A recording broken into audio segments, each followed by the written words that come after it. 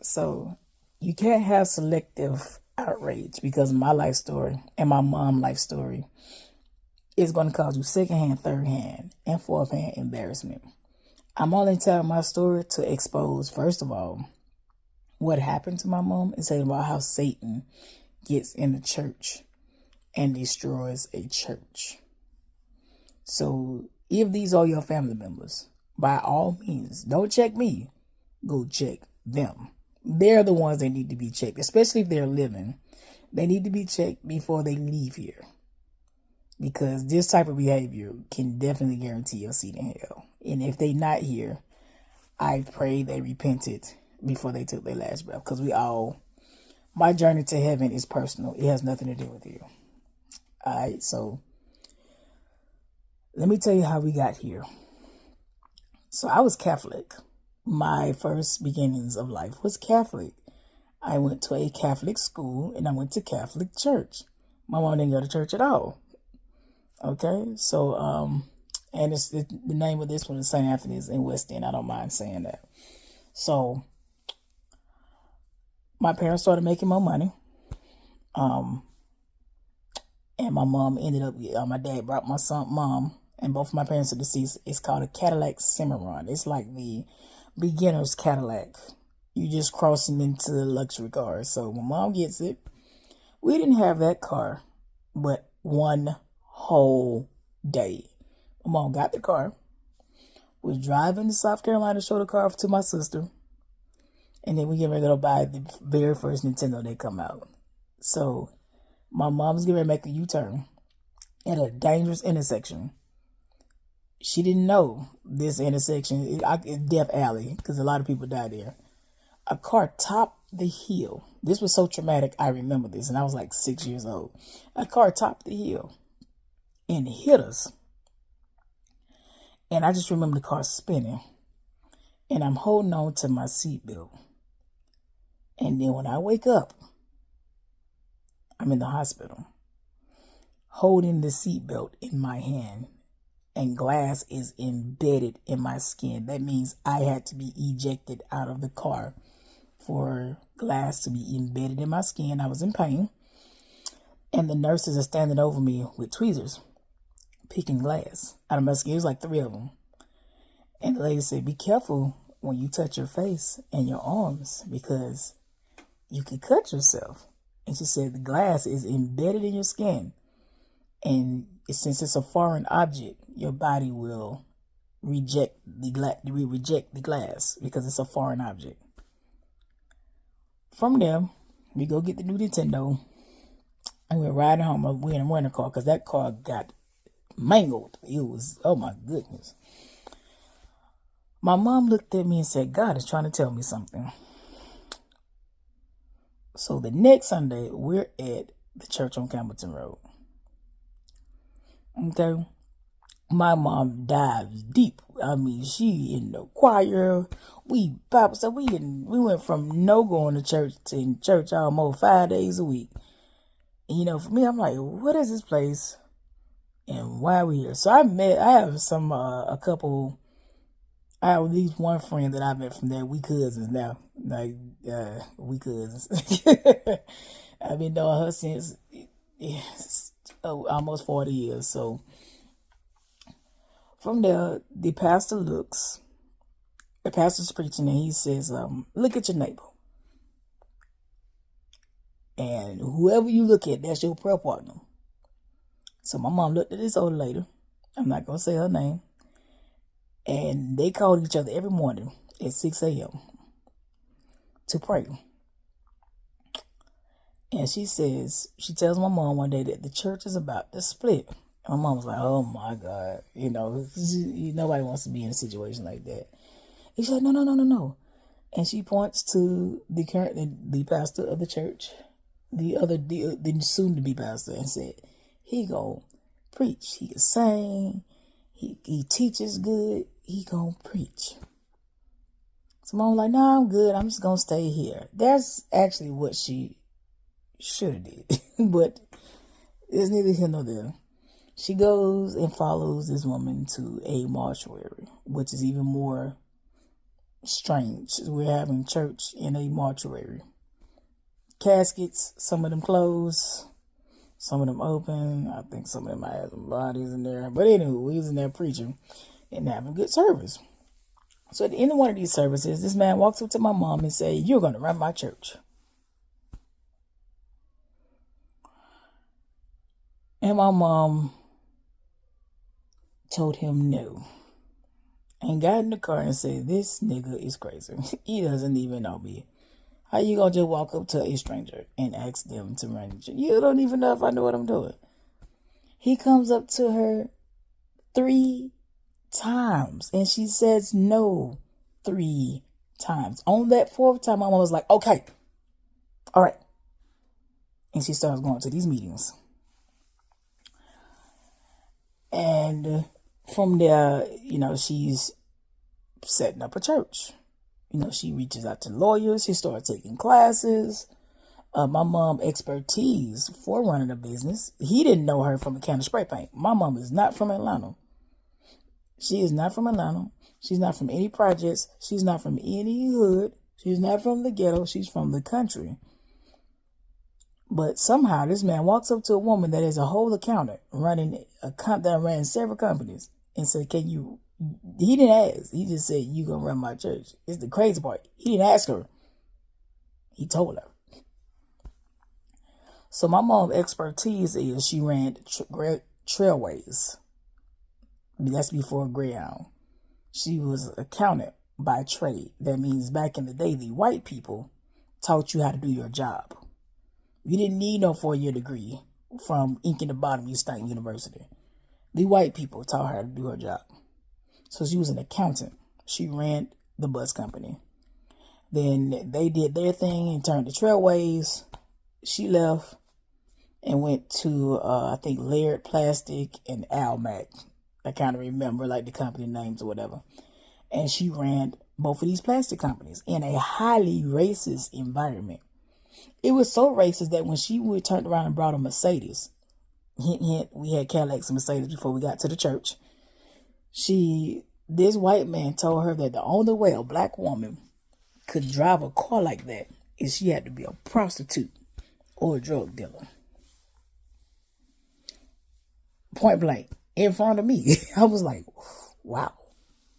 I mean, straight up racist. I mean, they would say the N-word and see if you gonna say something to them. That's how bold these racist people were. So anywho, my mom started working at the church for free. She was volunteering, at the church. So that means when she got off her 9 to 5, she was doing 5:30 to 9:30 at the church. Setting the church up, meeting with attorneys, taking classes, going to seminars. So a lot of y'all thought my mom was just doing like a cakewalk. She went and prepared for this job. She went and took classes, seminars, met other church administrators, learned the software, learned the things that's required to run the church. So now we're growing. We had to get out the mortuary and get our own building because we started growing so much. We get to a national highway, predominantly white. White people want to sell their church so they can move. They get the church built. But it was ripping off black churches, such as you pay your old down payment. And then they started jugging with church service, jugging with you when you can use the church, which prevents you from having service, which prevents you from making your down payment, which prevents you from closing your loan. So now, church got down payment. It's time to get a loan. Guess what they need? A personal guarantor. Not one of them deacons, not even the pastor of their church, not even the 34 founding members had decent credit or the willingness to sign. My mom had the decent credit and the willingness to sign. So that's how the church got closed down. Okay? From there, the church is growing exponentially. So my mom put together a plan because she's personally responsible for $1 million mortgage. So she devised a plan to pay the church off less than 30 years, which the church got paid off in 13 years. So she wouldn't have to be personally responsible for this $1 million mortgage. Hence the reason saying she was stealing doesn't make sense. And this is what all the Negroes, they say they know what they doing and stuff like that. So as the church is growing, popularity is here now. Everybody is going, hey, you're a celebrity. Me and my sister celebrities. The pastor children are celebrities. Like, we couldn't go out in peace because we had to watch what we were doing because someone that's at the church could be watching us. And then they see you doing something stupid, reputation tarnished. So, with all this popularity and celebrity, my mom makes friends. So, next thing you know, my mom's eating lunch with this woman. And it became a regular Sunday thing. And it got to the point where I was questioning Mama. Because I'm like, you just saw her at church. Y'all just talk a gazillion hours at the church. And I got to eat dinner with you too. Like, good God, can we have dinner? But I would ask my mom, like, can we go home? Y'all talking a lot. This is before I knew what narcissism was, though. This lady is just gathering information. My mom think this is her friend. Gathering information. Years after years, she's at our birthdays. We going on trips together at our house. I mean, just embedded herself in our life. And come to find out, she meant us no good. And then another woman comes up.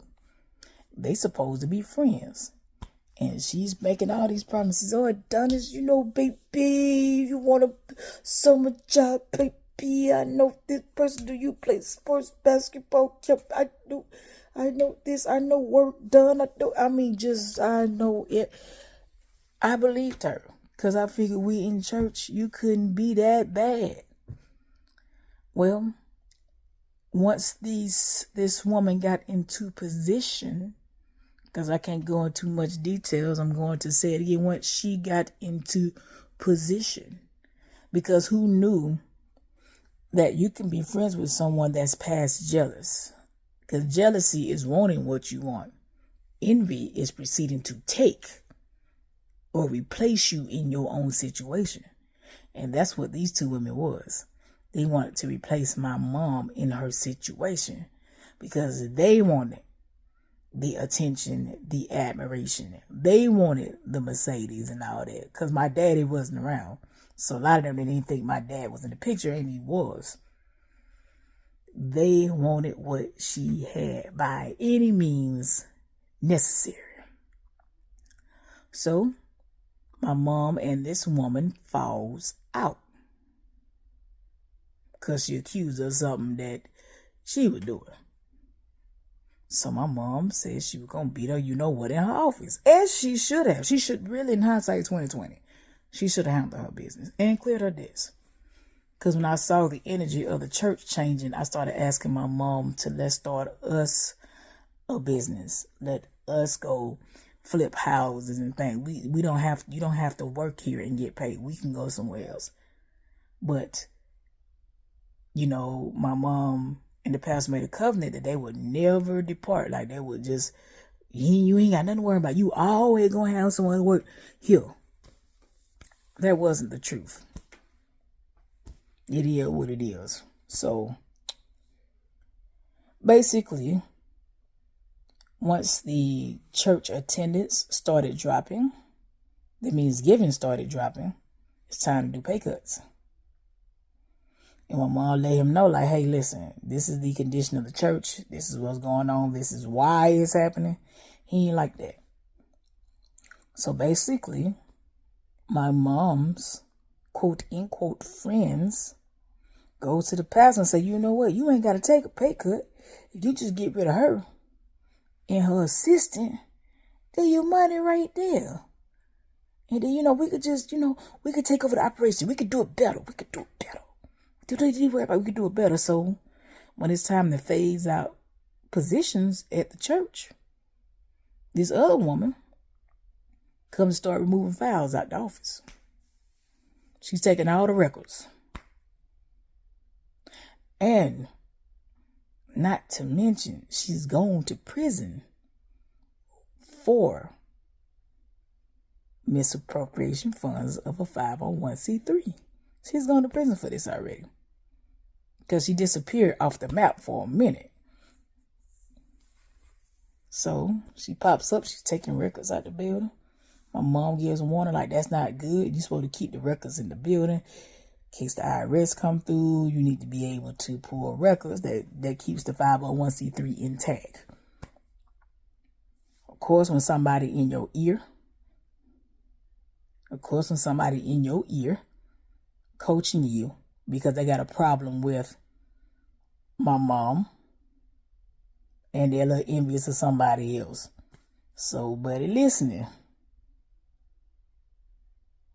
So, they could devise this plan to, quote, end quote, eliminate my mom's job. They were supposed to give her a severance pay. So, of course, with my mom knowing things and knowing what's going on, the woman tries to give my mom a shut-up contract. The crazy part about this is I'm the person that drove my mom to go pick her check up. Little do they know I was outside because I was my mom's keeper. My mom was receiving death threats from people at that church, so I was in the building with my tool. And I got permission to have my pistol in the building.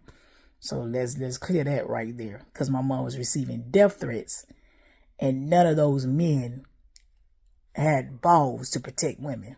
Like, they all of the men in there got problems with women. They like real chauvinistic. You know, they got I feel any man got a problem with a woman, got a problem with his mama, or low-key, high-key like men. So there we go. So none of these men was protective of my mom's safety, and some of them were the ones issuing the threats, because she wouldn't let them run her over. She wouldn't let them funnel the cash. She was like, no, this is what we doing, and if you don't like it, why hit the door? That was her mentality for it. Because she made sure the church money went to where it's supposed to go, doing the work of the Lord. That's where the money went to, and you can see a high difference now. So it's time for my mom to get her check. I drive her up to the church. This lady won't give her the check, and she's standing there with a smirk, like he's like, yeah, yeah, I got you. These supposed to be my mom's friends, though. You done finessed your way into replacing my mom in her own life. So my mom gets put through the door. Now, my mom is thinking that they ain't gonna pay me, and she made peace with them not paying her. I was like, hey, hell no. Like, they need to run, somebody to run your money. But my mom like with the rah, rah, rah, ha, ha, ha, fa, fa, fa. Me, I'm all for blow that thing up. Our personality is different. So fast forward, 11 years later. My mom is deceased now. She's been dead 5 years. And I get a phone call where these people are saying that my mom was stealing, and that's why the church got in this condition. So I'm like, ooh. Because Bessie's not here to stop me from doing anything. God can stop me, but Bessie's not here to stop me. So I'm like, shoot. Let's get it. The pastor deceased, my mom deceased, and my mom's name shouldn't be erupting out of nobody's mouth up there. So I pull up and I join the church. So now I'm asking questions. I'm asking about these bylaws. What's that? What's this? What's that? What's this? What's that? What's this? Because I'm getting on their nerves now, because they narcissists. Narcissists hate being questioned. So I'm like, what's this? What's that? That ain't how they go. That ain't, because I'm on your head now. Because I mean, if you can say my mom's stealing, I can go ahead and be like, yo, what's up? So I look at these bylaws and they are rewritten. And I'm like, my mama didn't write that. My mama would never start off with, verily I say unto you, do a cartwheel backflip built this church on the rock. There you go. That's how it looked to me. So I asked her to give me a real copy because I'm skipping past some things. So this woman has a smart mouth, but a dumbass at the same time. So I'm like, how you gonna be a smart mouth dumbass? So she tell me, I rewrote it because the paper was illegible. It was a copy of a copy of a copy of a copy. This heifer lied to me. I said, let me see it. I don't care if it's a copy of a copy of a copy. I don't care if I need magnifying glasses to read it. And she go, well, it was made in 1993. And I'm like, I know how old I was in 1993. I was 9 years old. Like, she's talking to me like, little girl, get in your place. And I'm looking like, I am in my place. So I'm checking you about your behavior. You don't rewrite the church history and the church rules and rewrote it to what you like and put it on the pew for the members and can't nobody see the real ones. So like, make me a copy. She go, no. And I'm like, what you not gonna do? My mom typed that. So you gonna make a copy. So I had to stand on business at the church office on this lady. Cause she talking to me. She took her lips and put them on the side of her neck. And I'm like, well, we ain't finna go there. I'm not 75, 80 years old. I'm 40. So so then she says, okay, I'll get you a meeting. I go into this meeting. And you know how people do. You know, I call it mean girl, bully, Billy bad ass type stuff. I'm in a meeting with a man that don't know the difference between amend and change. I just realized that. I'm in a meeting with another man that don't speak up. I don't know what his problem is. And then I got that woman that I chopped off and my mom, two supposedly friends. So that's when I asked the question, like, since we lying on my mama, where her money at? This lady say that she didn't give my mom no shut up contract. I said, well, then where's her check? Because she didn't get it. What's your reason for her not receiving her check? She stayed quiet. This other woman go, I cut your mom a big old check. They cleared the bank. And I'm like, how a check cleared the bank and she didn't cash it? She didn't get it. Oh, yeah, she got her check. I said, no, baby, I'm the one that would drive her up here. And I didn't bring her back here. So how did her check clear the bank? I ain't going to talk about it. I'm going to bring you the blueprint. Not the blueprints, the bank statements. So I let 3 weeks roll by. I also told them that I wanted my mom's name cleared. 3 weeks rolled by. I didn't come in there because I don't have the personality where you can play in my face and it won't be no smoke. I don't have that personality at all. So 3 weeks go by and then a preacher from Chicago comes and he tells them that if you don't do what God calls you, He gonna call you home. And he tell the church, turn back from their wicked ways and repent. So I figured that sermon might touch something. I called this lady, she ain't ordered nothing. And she said, oh, it's gonna take about 7 to 10 days. I'm like, okay, cool. So I go to the bank to verify it. Gonna find out she just filed an investigation. And the bank would research where that money went. This lady refused to go to the bank and do an investigation. And you want to know why? Because she did some bogus BS at this same bank. And a bank investigator rolled up on me in the parking lot thinking I was my mom. She don't want to do no bank investigation. Then I asked for an audit in that meeting. They refused to give me an audit. I said, I want an audit. If we got theft, we got somebody cashing checks where I want an audit. And the members should see the audit. They should be able to see this so we can just stop all the theft conversations. This deacon told me that just because one member asks for an audit, we don't have to give it. Well, that is not according to the law. If I ask for an audit and it's for a reasonable cause, which theft would be a reasonable cause, or accusations of theft, you should do an audit. This past Saturday, these numbers that they passed out was totally ridiculous. She prefaced the church by saying that the accountant, mama died, and they had to get a new account. And then she proceeded to read numbers that she knew in her soul was wrong. What is a facilities manager? The church ain't that big. It ain't that many properties on the property to need a facilities manager that makes $43,000 a year. I saw audio visual on there twice, and she gonna be like, "Oh, I'll get you new numbers in a week." Baby, you shouldn't have passed out the wrong numbers to begin with. Because in my eyesight, checks are already being written in my mom's name and cashed.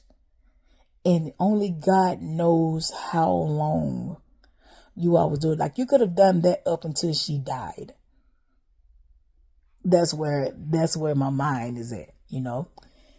Then you pass out wrong numbers and people asking you, like, these don't make sense. Like, you broke it down over here but didn't break it down over here. Like, these numbers don't really make sense. The math ain't mathing. So this one girl stands up and says how a deacon stole money from her. And they did nothing. I think it's disgusting that a church member comes to you and complain about a deacon. You don't investigate, but you want her to continue to come to that church and pay money. These people have totally destroyed a church. I watch senior citizens, these people are between 70 and 80 years old, argue back and forth, but I'm in charge, you're in charge, I'm in charge. I have never seen, like, this is the most, to me, this is demonic behavior that I ever seen. Then the bylaws, they have a committee wasting valuable time rewriting something. And I know this lady in her feelings because I came to her at the beginning of the year and said, you can't change the bylaws. Don't change the bylaws. Like, this is pointless. What are you doing?